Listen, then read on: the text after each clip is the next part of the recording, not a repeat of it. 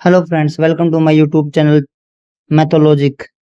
Today we start chapter 2 polynomials. सबसे पहले आपको पता होना चाहिए पोलिनोमियल होते क्या हैं. What is a polynomial? A polynomial is an algebraic expression consisting of variables, constants and exponents combined using mathematical operations. ये बोला गया है कि जो एक algebraic expression होता है वो क्या है, कंबाइन करके बनाया गया है किसके द्वारा, मैथमेटिकल ऑपरेशन के द्वारा. उसके अंदर क्या क्या है, वेरिएबल भी है, कांस्टेंट भी है और एक्सपोनेंशियल मतलब पावर्स भी है. और क्या है इसकी पहचान क्या है, एक तरह से जो ऑल एक्सपोनेंट्स होंगे वे क्या होने चाहिए, नॉन नेगेटिव इंटीजर होने चाहिए, ना कोई फ्रैक्शन में होना चाहिए और ना कोई नेगेटिव होना चाहिए. यानी कि अगर आपसे मैं पूछूं एक्स की पावर 1/2 क्या एक पोलिनोमियल है, तो आप बोलोगे नो, क्योंकि पावर क्या है, फ्रैक्शन में है. अगर यहाँ नेगेटिव भी हो जाती तब भी ये पोलिनोमियल नहीं होता. अब पोलिनोमियल के पार्ट के बारे में बात करेंगे. तीन तरह से डिवाइड किया गया है. एक तो है term, coefficients and constant. Term क्या क्या है, जितने भी इसके अंदर जो भी लिख रखा है ये सब क्या है, इसके टर्म है. साइन के बीच में जो भी है, ये वाली टर्म है, ये वाली है, ये वाली है. ठीक है. अब है कोफिशिएंट. कोफिशिएंट मतलब क्या है, जो वेरिएबल के साथ में नंबर मल्टीप्लाई में है वो उसका क्या है, कोफिशिएंट. यानी कि एक्स के साथ में क्या यहाँ पे 3 है, तो 3 क्या है, एक्स स्क्वायर का कोफिशिएंट. ऐसे ही मैं आपसे पूछूं एक्स का कोफिशिएंट क्या, तो आप बोलोगे -5. और कांस्टेंट टर्म का मतलब है जिसके साथ कोई भी वेरिएबल नहीं होता, जैसे कि 2 है. इसके अंदर 2 क्या है, कांस्टेंट टर्म है. ठीक है.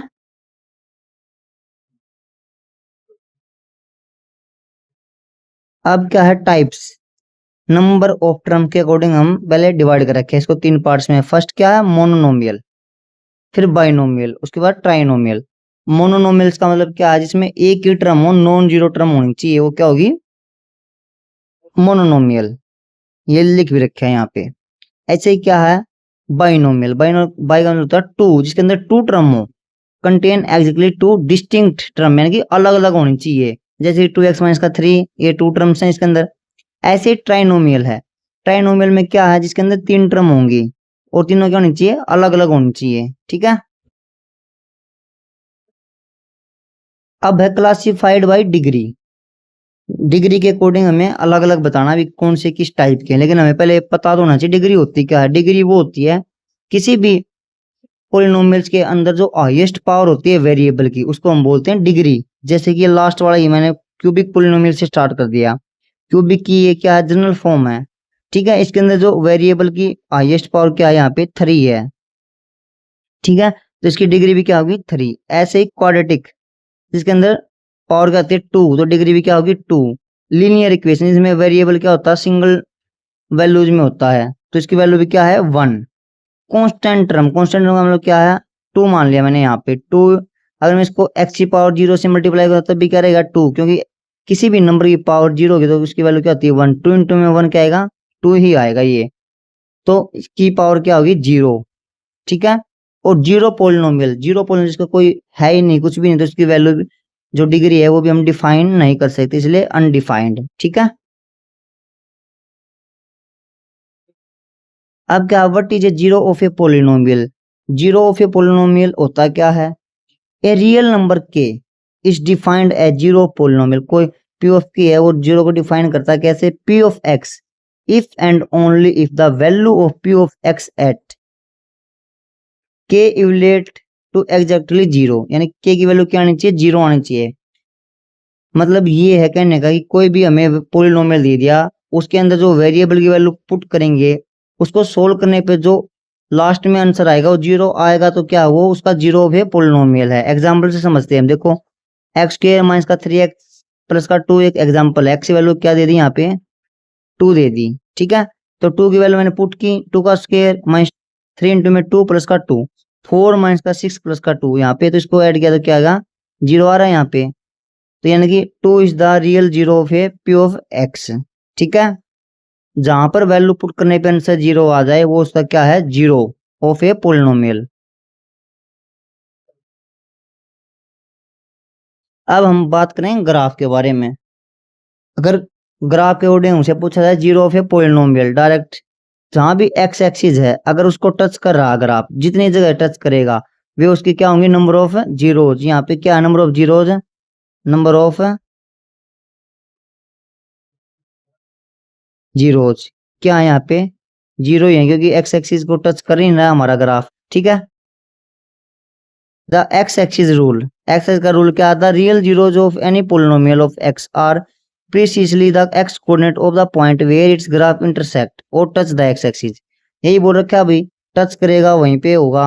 ठीक है, लीनियर ग्राफ में क्या होता है, a linear polynomial a x plus का b form start state line intersect the x axis at exactly one point. जो लीनियर ग्राफ होगा एक्स एक्सिस को ओनली एक पॉइंट पे टच करेगा। ठीक है, और वो पॉइंट का होगा माइनस का B by A.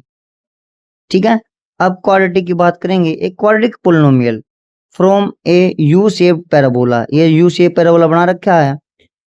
It can intersect the x axis at most two point, ये ज्यादा से ज्यादा ऐसे जा सकता भाई, एक्स एक्सिस को क्या करेगा, दो जगह ही कट करेगा मैक्सिमम, यानी कि इसके नंबर ऑफ जीरोज क्या आएंगे, टू ही आएंगे, ये लिख भी रखा है यहाँ पे। ठीक है,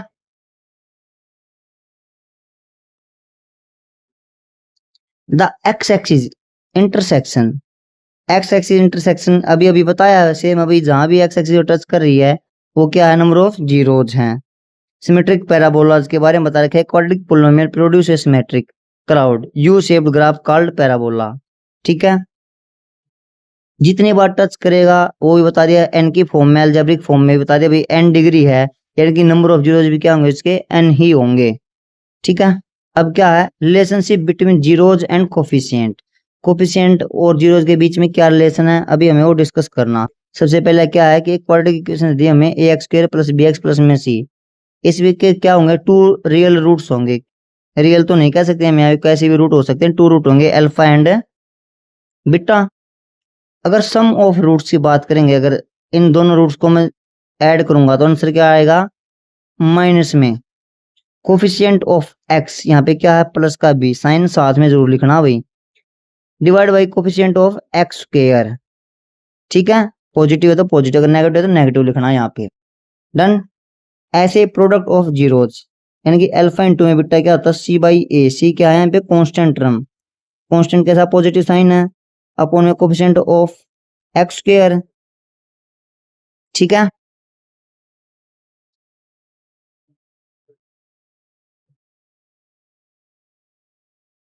अब क्या है, अब तो हमने क्वाड्रेटिक के लिए बता था, अब क्या आ गई, क्यूबिक आ गई, जिसकी डिग्री क्या है, थ्री होती है क्यूबिक के लिए, यानी कि थ्री अलग अलग रूट होंगे, अल्फा बीटा एंड गामा।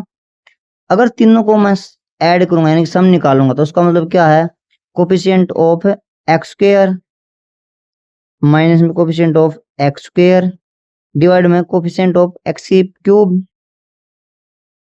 ठीक है, sum of product taken two at a time, यानी कि दो एक साथ लेने हैं, अल्फा बीटा बीटा गामा और गामा अल्फा, अगर इनकी मल्टीप्लाई करके ऐड करूंगा तो किसके इक्वल आएगा, c by a, c is the coefficient of x, upon में ए की वैल्यू क्या है,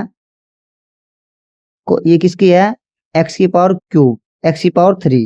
ठीक है, अब बात करें प्रोडक्ट यानी कि multiply, product of roots alpha beta gamma क्या होगा, माइनस का d by minus d by a, ये प्लस इसलिए लिख रहा हूँ क्योंकि जो भी इसके आगे साइन होगा यहाँ पे प्लस का, इसलिए प्लस लिख रहा हूँ मैं यहाँ पे डी के आगे। ऐसे ही कोई साइन होता तो पॉजिटिव नंबर होता, अगर यहाँ पे नेगेटिव होता क्वेश्चन में तो यहाँ नेगेटिव लगाना पड़ता मुझे, इसलिए मैं आपको बता रहा हूँ कि ये माइनस फॉर्मूले के लिए है, जो अंदर मैंने पॉजिटिव लिखा है ये साइन जो आगे लिखा हुआ है इक्वेशन में उसके लिए है। ठीक है, यानी कि क्या है, constant term divide by coefficient of x की क्यूब। ठीक है,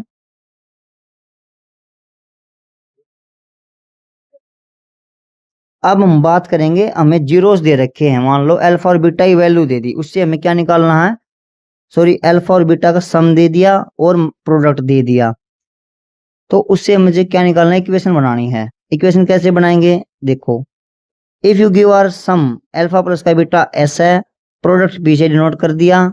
ठीक है, तो जो इक्वेशन होगी के एक्स स्क्वायर माइनस का एस एक्स प्लस का P, k is any non zero real number use to eliminate fraction ठीक है, यानी कि जो फ्रैक्शन में डिनोमिनेटर में नंबर आएगा उसको एलिमिनेट करने के लिए सेम नंबर से मल्टीप्लाई कर देंगे। ये तो अकॉर्डिंग टू डेफिनेशन। अगर डायरेक्ट याद रखना क्या करते हैं हम, अगर फ्रैक्शन में आ जाएगा तो एलसीएम लेके 0 किलो रख के नीचे वाले एलसीएम को हम 0 से मल्टीप्लाई कर देंगे। ठीक है, ऐसे ही क्या करेंगे अब क्यूबिक के लिए। क्यूबिक में क्या है, S1 क्या है, टोटल सम ऑल का, अल्फा बीटा का सम। S2 क्या है, product at a two time and sum. ठीक है, और P क्या है, प्रोडक्ट अल्फा बीटा गामा की मल्टीप्लाई।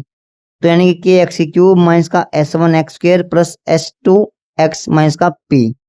ठीक है, ये तो हमने क्या किया अब तक, जो हमारा बेसिक था 10th क्लास में जो ओल्ड सिलेबस है। अब 9th क्लास में न्यू जो सिलेबस है उसके अकॉर्डिंग कुछ बातें करेंगे हम।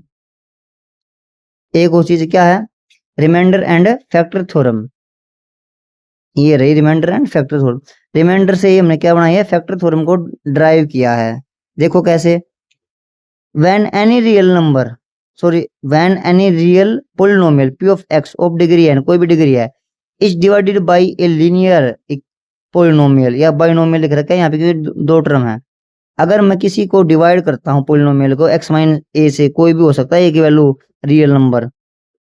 ठीक है, तो रिमाइंडर आएगा p ऑफ a, आएगा p ऑफ a ही आएगा, यानी कि जो भी वैल्यू यहाँ पे है, यानी कि x माइनस का a इक्वल टू 0, तो x की वैल्यू क्या आएगी यहाँ से a। अगर इसको मैं पुट कर दूंगा फंक्शन के अंदर, उसके बाद जो भी यहाँ पे आएगा सॉल्यूशन करके, वो क्या होगा, हमारा रिमाइंडर ही बचेगा वो। ठीक है, अगर रिमाइंडर 0 आ जाए तो उसको बोलते हैं फैक्टर। ये फैक्टर थ्योरम ये बोलती है direct logical extension of remainder theorem use for factor validation. अगर p of a equal to 0 आ गया है तो x माइनस का ये है फैक्टर, x माइनस का a इक्वल टू 0, तो x वैल्यू क्या आ गई a। ये अभी अभी बात की थी हमने।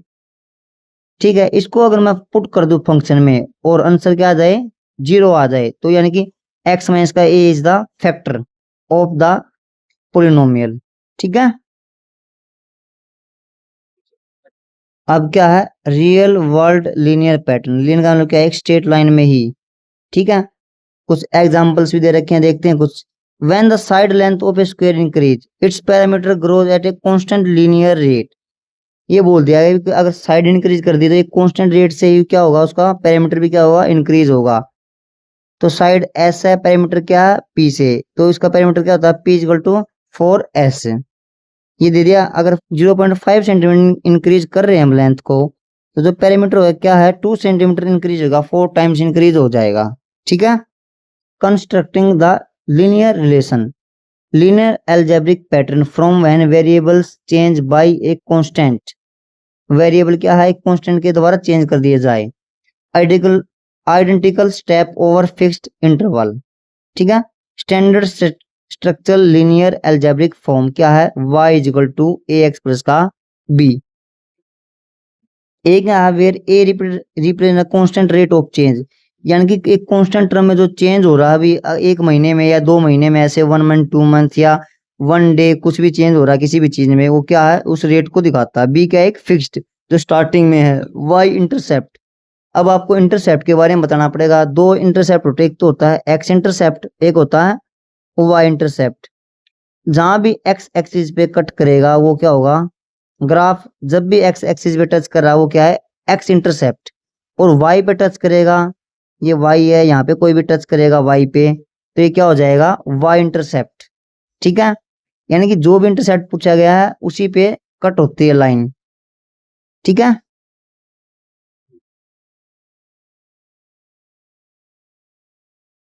अब क्या है कि लीनियर ग्रोथ एंड डेके। ठीक है, लीनियर ग्रोथ क्या है, यानी ग्रोथ का मतलब क्या, बढ़ना। यानी ग्राफ क्या होगा कि लीनियर स्ट्रेट लाइन में क्या होगा, इंक्रीज होगा, मतलब सेम इंटरवल कांस्टेंट लीनियर में। वैल्यू स्केल अप, ठीक है, consistently. Linear growth and डेके, linear growth model, यानी कि ए की वैल्यू क्या होगी, 0 से बड़ी होगी उस टाइम पे। Value scale up consistently over time due to positive multiplier coefficient, यानी कि जो भी कोफिशिएंट होंगे वे मल्टीप्लाई होते जाएंगे इन पॉजिटिव साइड। ठीक है, सिनेरियो देखो, कोई एक प्लांट है, स्टार्टिंग में उसकी हाइट क्या है, 1.75 फीट, यानी कि जो बी की वैल्यू क्या है 1.75, क्योंकि ये क्या एक फिक्स है, ठीक है। और पर मंथ कितना हो रहा है, ईच मंथ में कितना 0.5 फीट क्या हो रहा है, इंक्रीज हो रहा है, यानी कि 0.5 इंटू में वेरिएबल हमने टी ले लिया, टी क्या डिनोट कर रहे हैं यहाँ पे टाइम, टाइम किस में है मंथ में हमारा, ठीक है। यहाँ वेरिएबल आप कुछ भी लगा सकते हो, वो डिनोट कर देना कि टी क्या है या ए क्या है, ठीक है। ये इस कांस्टेंट वे में क्या हो रहा है, इंक्रीज हो रहा है, तो इसकी ये जो जनरल फॉर्म होगी ये आ जाएगी। ऐसे ही क्या है लीनियर डेके, अब क्यों मतलब क्या है, एक लीनियर कांस्टेंट वे में क्या हो रहा है, डिक्रीज हो रहा है, कम हो रहा है। देखो क्या देखा है, value systematically decrease over time because the slope parameter is negative, यानी कि ए की वैल्यू क्या आ जाएगी यहाँ पे लेस देन 0, यानी कि नेगेटिव आ जाएगा। कोई एक वाटर रिजर्वियर है स्टार्ट, उसके अंदर कितना है 600 लीटर ऑफ वाटर है, और डेली उसमें से कितना लॉस हो रहा है 15 लीटर का हो रहा है, यानी कि जो फिक्स है हमारा क्या है बी की वैल्यू 600, और जो ए की वैल्यू क्या जाएगी, जो चेंज हो रहा है रेट ऑफ चेंज 15, एक्स लिख दिया, एक्स क्या है यहाँ पे टाइम, यानी कि डेज, डेज है भाई यहाँ पे, ठीक है। अब क्या exploring the line y equal to x plus का b, ठीक है। स्लोप बिहेवियर होता क्या है, controls the vertical tilt, a higher absolute value a create a steeper slope, positive values climbs upward wheel, negative values falls downward. अगर value positive है, अभी अभी हमने डिस्कस किया ए क्या है 0 से बड़ा है, तो ग्रोथ कैसे होगी, लीनियर ग्रोथ होगी और अपवर्ड की साइड होगी। ऐसे ही अगर ए क्या है लेस देन 0 नेगेटिव है, तो ग्रोथ क्या होगी नीचे होगी, कि लीनियर फॉर्म में होगी, ये बोला गया इसमें, ठीक है। वाई इंटरसेप्ट अभी अभी बता था, जहां भी लाइन वाई को टच करेगा, जहां भी पॉइंट वाई एक्सिस को टच करेगा वो क्या वाई इंटरसेप्ट है, और ये क्या होती है बी की वैल्यू होती है, यहाँ लिख भी रखा है, ठीक है। ऐसे ही parallel shifting, if the multiplier slope a is kept completely constant but b change, अब जो है ए तो क्या रहेगा रिमेन कांस्टेंट, और बी होगा चेंज। जब ऐसे हो गए तो क्या हो पैरेलल शिफ्टिंग हो जाएगा, ठीक है। अपवर्ड भी हो सकता है और डाउनवर्ड भी विदाउट टिल्टिंग, ठीक है। अब बात करते हैं टेम्परेचर स्केल कन्वर्जन की, ये रहा, ठीक है। हमें पता भी फारेनहाइट डिग्री जो भी होती है 9/5 सेल्सियस प्लस में 32 होता है, 32 क्या है बी की वैल्यू है, ए की वैल्यू क्या है 9/5, सी साथ में है, यानी कि कोई वेरिएबल हमारा, ठीक है। चेंज ऑफ स्लोप क्या है 9/5, और जो वाई इंटरसेप्ट वैल्यू क्या है वो 32 है बी की वैल्यू, ठीक है।